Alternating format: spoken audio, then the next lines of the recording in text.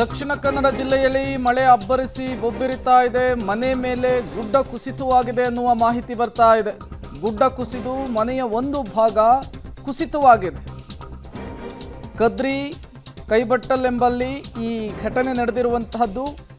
ದಕ್ಷಿಣ ಕನ್ನಡ ಜಿಲ್ಲಾದ್ಯಂತ ಮಳೆಯ ಅಬ್ಬರ ಮುಂದುವರಿತಾ ಇದ್ದ ಹಾಗೆ ಈಗ ಗುಡ್ಡದ ಭೂತ ಕೂಡ ಜನರನ್ನ ಕಾಡೋದಕ್ಕೆ ಶುರುವಾಗ್ತಾ ಇದೆ. ಮಳೆಯಿಂದಾಗಿ ಹಲವೆಡೆ ಅವಾಂತರಗಳ ಸರಮಾಲೆಯೇ ಸೃಷ್ಟಿಯಾಗ್ತಾ ಇದೆ.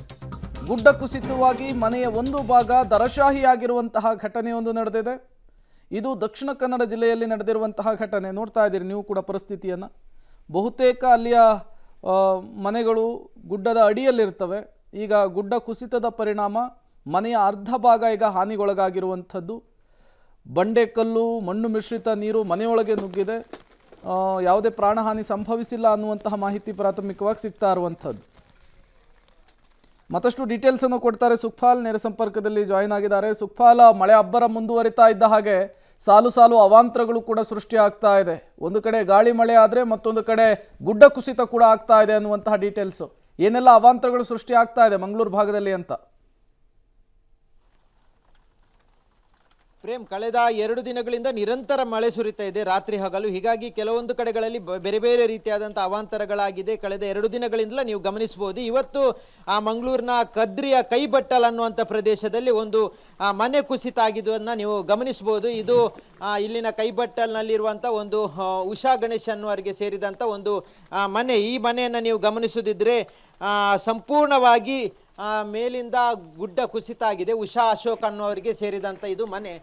ಮೇಲ್ಭಾಗದ ಗುಡ್ಡನ್ನು ನೀವು ದೃಶ್ಯದಲ್ಲಿ ಗಮನಿಸ್ಬೋದು. ಮೇಲ್ಭಾಗದಲ್ಲಿ ಇವರ ಮನೆಯ ಮೇಲ್ಭಾಗದಲ್ಲಿ ಸಂಪೂರ್ಣವಾದಂಥ ಒಂದು ದೊಡ್ಡ ಗುಡ್ಡ ಇದೆ. ಈ ಗುಡ್ಡ ನೇರವಾಗಿ ಕುಸಿದು ಇವರ ಮನೆಯ ಮೇಲ್ಭಾಗಕ್ಕೆ ಬಿದ್ದಿರುವಂಥದ್ದು, ಒಂದು ಭಾಗಕ್ಕೆ ಮಾತ್ರ ಬಿದ್ದಿರುವಂಥದ್ದು. ಹಾಗಾಗಿ ಯಾವುದೇ ರೀತಿಯಾದಂಥ ಪ್ರಾಣ ಹಾನಿ ಆಗಿಲ್ಲ. ಇದು ಮನೆಯಲ್ಲಿ ಎಲ್ಲರೂ ಮನೆಯವರು ಇದ್ದಂಥ ಸಂದರ್ಭದಲ್ಲೇ ಆಗಿರುವಂಥ ಒಂದು ದುರ್ಘಟನೆ ಇದು. ಇವರ ಮನೆಯ ಈ ಹಿಂಭಾಗದಲ್ಲಿ ಇದು ನಾವು ದೃಶ್ಯದಲ್ಲಿ ಗಮನಿಸ್ತಾ ಇರುವಂಥದ್ದು ಇದು ಮನೆಯ ಹಿಂದಿನ ಭಾಗಕ್ಕೆ ನೇರವಾಗಿ ಬಿದ್ದಂಥ ಈ ಮನೆಯ ಏನು ಗುಡ್ಡ ಕುಸಿದು ಬಿದ್ದಂಥ ಸಂದರ್ಭದಲ್ಲಿ ಮನೆಯ ಅಡುಗೆ ಕೋಣೆಗೆ ಸಂಪೂರ್ಣವಾಗಿ ಹಾನಿಯಾಗಿದೆ. ನಾವು ಮನೆಯ ಅಡುಗೆ ಕೋಣೆಯನ್ನು ಗಮನಿಸುತ್ತಿದ್ದರೆ ಹಿಂಭಾಗದಿಂದ ಇದು ಸಂಪೂರ್ಣವಾಗಿ ಇಲ್ಲಿಗೆ ಕುಸಿದು ಬಿದ್ದಿದೆ. ಒಂದು ವೇಳೆ ಇಲ್ಲಿ ಅಡುಗೆ ಕೋಣೆಯಲ್ಲಿ ಯಾರಾದರೂ ಇದ್ದಿದ್ದರೆ ಭಾಳಷ್ಟು ದೊಡ್ಡ ಮಟ್ಟದ ತೊಂದರೆ ಆಗ್ತಾ ಇತ್ತು. ಮನೆಯವರು ಎಲ್ಲರೂ ಒಂದು ಭಾಗದಲ್ಲಿ ಅಂದರೆ ಎದುರಿನ ಭಾಗದಲ್ಲಿ ಕೋಣೆಯಲ್ಲಿ ಅವರು ಇದ್ದರು. ಅದೇ ಸಂದರ್ಭದಲ್ಲಿ ನಿರಂತರ ಮಳೆ ಸುರಿತಾ ಇತ್ತು. ಹೀಗಾಗಿ ಆ ಗುಡ್ಡ ಸಂಪೂರ್ಣವಾಗಿ ಕುಸಿದು ಬಿದ್ದು ಈ ಒಂದು ಅಡುಗೆ ಕೋಣೆಯಲ್ಲಿದ್ದಂಥ ಎಲ್ಲ ಸಾಮಗ್ರಿಗಳಿಗೆ ಹಾನಿಯಾಗಿದೆ. ಜೊತೆಗೆ ಅಡುಗೆ ಕೋಣೆ ಸಂಪೂರ್ಣವಾಗಿ ಅದರ ಗೋಡೆ ಒಂದು ಭಾಗ ಏನಿದೆ ಅದು ಸಂಪೂರ್ಣವಾಗಿ ಹಾನಿಯಾಗಿದೆ. ಹೀಗಾಗಿ ಮೇಲ್ಭಾಗದಲ್ಲಿ ದೊಡ್ಡ ಪ್ರಮಾಣದ ಗುಡ್ಡ ಕುಸಿದು ಬಿದ್ದಿದೆ. ಈ ಸಂದರ್ಭದಲ್ಲಿ ಈ ಒಂದು ಅಡುಗೆ ಕೋಣೆಯ ಭಾಗಕ್ಕೆ ಮಾತ್ರ ತೊಂದರೆ ಆಗಿರುವಂಥ ಕಾರಣಕ್ಕಾಗಿ ಯಾವುದೇ ರೀತಿಯಾದಂಥ ಹೆಚ್ಚಿನ ಅಪಾಯಗಳಾಗಿಲ್ಲ. ಅವರು ಮನೆಯವರೆಲ್ಲರೂ ಮನೆಯಿಂದ ಹೊರಗಿದ್ದರು. ಹಾಗಾಗಿ ಯಾರಿಗೂ ತೊಂದರೆ ಆಗಿರಲಿಲ್ಲ.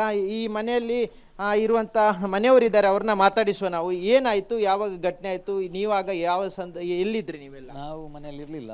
ಮನೆಯಲ್ಲಿ ಪಕ್ಕದ ಮನೆಯವರು ಫೋನ್ ಮಾಡಿ ಹೀಗೆ ಆಗಿದೆ ಅಂತ ಹೇಳಿದರು. ನಾವು ಮನೆಯಲ್ಲಿ ಮತ್ತು ನೋಡುವಾಗ ಹೀಗೆ ಎಲ್ಲ ಆಗಿದೆ. ಇಡೀ ಅಡಿಗೆ ಕೋಣೆ ಮತ್ತೆಲ್ಲ ಫುಲ್ ಜರಿದಿದೆ. ಅದೊಂದು ಭಾಗ ಬೀಳಲಿಕ್ಕೆ ಬಾಗಿತ್ತು, ಅದು ನಿನ್ನೆ ಬಿದ್ದಿದೆ. ಅದು ಮೇಲ್ಭಾಗದಲ್ಲಿ ಇದ್ದಂಥ ಗುಡ್ಡೆ ಏನು ಇದರ ಮೊದಲೇನಾದರೂ ಕುಸಿಯುವಂಥ ಭೀತಿ ಇತ್ತ, ಕುಸಿತೈತೆ ಏನಾದರೂ? ಇದೇ ಈ ವರ್ಷವೇ ಬಿದ್ದದ್ದು. ಇಷ್ಟರ ತನಕ ಇದು ಸಮಸ್ಯೆ ಇರಲಿಲ್ಲ ಅಲ್ಲಿದ್ದು. ಮಾಮೂಲಿಯಾಗಿ ಮನೆಯಲ್ಲಿ ಎಷ್ಟು ಜನ ಇರ್ತಾ ಇದ್ರಿ ನೀವು? 4 ಜನ ಇದ್ದಾರೆ. ತಂದೆ ಹಾಸ್ಪಿಟಲಲ್ಲಿ ಇದ್ದಾರೆ, 1 ತಿಂಗಳಾಯಿತು. ಈಗ ನಾವು 3 ಬೇರೆ ಮನೆಯಲ್ಲಿ ಪಕ್ಕದ ಮನೆಯಲ್ಲಿ ಮಲಗುದು. ಯಾಕೆ ಅಂದರೆ ಈ ರೀತಿಯ ಅವಘಡ ಆಗುತ್ತೆ ಅನ್ನುವಂಥ ಏನಾದರೂ ಭೀತಿ ಇತ್ತ ನಿಮಗೆ ಗುಡ್ಡದ ಸಮೀಪದಲ್ಲಿ ಇರೋದ್ರಿಂದ? ನೀವು ಏನು ಇದಿರಲಿಲ್ಲ, ಆದರೆ ಈಗ ಎಲ್ಲ ಬಿದ್ದೋಗಿದೆ. ಇಷ್ಟರ ತನಕ ಏನು ಇರಲಿಲ್ಲ. ಮನೆಯಲ್ಲಿ ನೀವಿದ್ರಾ? ಯಾರಾದರೂ ಇದ್ರ? ಅಂದರೆ ಒಂದು ಸಂಜೆ 6 ಗಂಟೆ ಹೊತ್ತಿಗೆ ಈ ಬೃಹತ್ತಾಕಾರದ ತಡೆಗೋಡೆ, ಖಾಸಗಿ ಜಾಗ ಅದು. ಆ ಹಳೆ ತಡೆಗೋಡೆ ಬಿದ್ದು ನಮ್ಮ ಪಕ್ಕದ ಮನೆಯವರು ಇವರಿಗೆ ವಿಷಯವನ್ನು ಮುಟ್ಟಿದ್ದಾರೆ. ಆಗ ಬಂದು ನೋಡುವಾಗ ಆ ಗುಡ್ಡ ಬಂದು ಈ ಜಾಗಕ್ಕೆ ಬಿದ್ದು ಇನ್ನೊಂದು ಜಾಗದ ಖಾಸಗಿ ಜಾಗಕ್ಕೆ ಹೋಗಿ ಬಿದ್ದಿದೆ. ಮತ್ತು ನಿನ್ನೆ ಮಧ್ಯಾಹ್ನ ಹೊತ್ತಿಗೆ ಇನ್ನೊಂದು ಈ ಒಂದು ಭಾಗ ಕುಸಿದು ಬಿದ್ದು ಆಗ ಇವರನ್ನು ಇಲ್ಲಿ ನಿಲ್ಲುವುದು ಬೇಡ, ಇಲ್ಲಿ ನಿಲ್ಲುವ ಸಾಧ್ಯತೆ ಇಲ್ಲ. ಮತ್ತು ಯಾವುದೇ ಒಂದು ಅಡುಗೆ ಮಾಡಲಿಕ್ಕೂ ಕೂಡ ಇಲ್ಲಿಲ್ಲ. ಯಾಕಂದರೆ ಅಡುಗೆ ಸಾಮಗ್ರಿಗಳೆಲ್ಲ ಮಣ್ಣಿನಡಿಯಲ್ಲಿ ಬಿದ್ದಿರೋದ್ರಿಂದ ಇವರು ಸ್ಥಳೀಯ ಒಂದು ಮನೆಯಲ್ಲಿ ವಾಸ ಪಡ್ತಿದ್ದಾರೆ. ಇವನು ಸಹ ಹಾಗೆಯೇ. ಮತ್ತು ಇವರು ತುಂಬ ಬಡತನದಲ್ಲಿರುವವರು. ಇವರಿಗೆ ಒಂದು ಅಧಿಕಾರಿಗಳಾಗಲಿ ಮಹಾನಗರ ಪಾಲಿಕೆ ಸರ್ಕಾರ ಆದಷ್ಟು ಬೇಗ ಎಚ್ಚೆತ್ತಿ ಇವರಿಗೊಂದು ಏನಾದರೂ ಸಹಕಾರ ಮಾಡಬೇಕು ನಾನು ಕೇಳ್ಕೊಳ್ತೀನಿ. ಮೇಡಮ್, ಅಧಿಕಾರಿಗಳು ಯಾರಾದರೂ ಬಂದಿದ್ದಾರೆ ಈ ಘಟನೆ ಆದ ಶನಿವಾರ ಬಂದಿದ್ರು. ಬಂದಾಗ ಹೇಳಿದ್ರು ಎಲ್ಲಿ ಹೋಗ್ತೀರಿ, ಶಿಫ್ಟ್ ಆಗ್ತೀರಾ, ಇಮಿಡಿಯೇಟ್ಲಿ ಶಿಫ್ಟ್ ಆಗಿ ಅಂತ ಹೇಳಿದ್ರು. ಮತ್ತು ಅಮ್ಮ ಕೆಲಸ ಮಾಡುವ ಮನೆಯಲ್ಲಿ ನಾವು ಕೂತ್ಕೊಂಡೆ, ಮತ್ತು ನಮ್ಮ ಅಣ್ಣ ಇಲ್ಲಿ ಕೆಳಗೆ ಬೇರೆ ಒಂದು ಮನೆಯಲ್ಲಿ ಕೂತ್ಕೊಳ್ತಾ ಇದ್ದಾನೆ. ಹಾಗೆ ಅವರೇನು ಮತ್ತೆ ಹೇಳಿಲ್ಲ, ಮತ್ತೆ ಬರಲಿಲ್ಲ ಯಾರು ನೋಡುವ ಅಂತ ಹೇಳಿದ್ರು. ಬಂದು ಎಲ್ಲ ಇದೆಲ್ಲ ನೋಡಿ ಹೋದರು. ಮತ್ತು ಮೊನ್ನೆ ಕರೆಂಟ್ ಇದೆಲ್ಲ ಇತ್ತು ಅಂತ ಹೇಳಿದರು. ಮತ್ತು KB ಅವರೆಲ್ಲ ಬಂದು ಲೈನ್ ಎಲ್ಲ ಕಟ್ ಮಾಡಿದರು. ಮತ್ತು ಕೆಲಸ ಮಾಡಿ ಅಂತ ಹೇಳಿದರು. ಮತ್ತು ಯಾರೂ ಬರಲಿಲ್ಲ. ಅದೇ ಈಗ ನಮಗೆ ಸ್ವಲ್ಪ ಅದೆಲ್ಲ ಬಿದ್ದ ಮೇಲೆ ಭಯ ಆಗ್ತಾ ಉಂಟು. ಈಗ ಮನೆಗೆ ತನಕ ಸ್ವಲ್ಪ ಪೆಟ್ಟಾಗ್ಬೋದು ಅಂತ ಹೇಳಿ.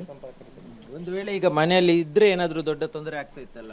ಹೌದು, ಮನೇಲಿ ಇದ್ರೆ ಆಗ್ತಿತ್ತು. ನಾವಂದ್ರೆ ಕೆಲಸಕ್ಕೆ ಹೋಗಿದ್ವಿ. ಬರುವಾಗನೇ ನಾವು ಲೇಟ್ ಆಯಿತು ಮೊನ್ನೆ ಶನಿವಾರ. ಆಗ ಪಕ್ಕದ ಮನೆಯವರು ಫೋನ್ ಮಾಡಿ ಅಣ್ಣನ ಹತ್ರ ಹೇಳಿದ್ರಂತೆ ಹೀಗೆ ಹೀಗೆ ಆಯಿತು ಅಂತ ಹೇಳಿ. ಮತ್ತೆ ನಾವು ಬಂದು ನೋಡುವಾಗ ಹೀಗೆಲ್ಲ ಬಿತ್ತಿತ್ತು. ಅದೇ ದಿವಸ ನಾವು ಮತ್ತೆ ಹೋದ್ವಿ ಹೊರಗಡೆ. ಪ್ರೇಮ್, ಈ ಮನೆ ಮೊದಲೇ ಸ್ವಲ್ಪ ಸ್ವಲ್ಪ ಕುಸಿಯುವಂಥ ಭೀತಿ ಇತ್ತು. ಜೊತೆಗೆ ಸ್ಥಳೀಯವಾಗಿದ್ದಂಥ ಏನು ಕಾಂಪೌಂಡ್ ಗುಡ್ಡ ಇತ್ತು ಅದು ಕುಸಿಯುವ ಭೀತಿ ಇತ್ತು. ಹಾಗಾಗಿ ಮೊದಲೇ ಇವರು ಶಿಫ್ಟ್ ಆಗಿದ್ರು. ಹಾಗಾಗಿ ಹೆಚ್ಚಿನ ಯಾವುದೇ ರೀತಿಯಾದಂಥ ತೊಂದರೆಗಳಾಗಿಲ್ಲ Prem. Okay, thank you Sukhpal ತಮ್ಮೆಲ್ಲ ಮಾಹಿತಿಗಾಗಿ.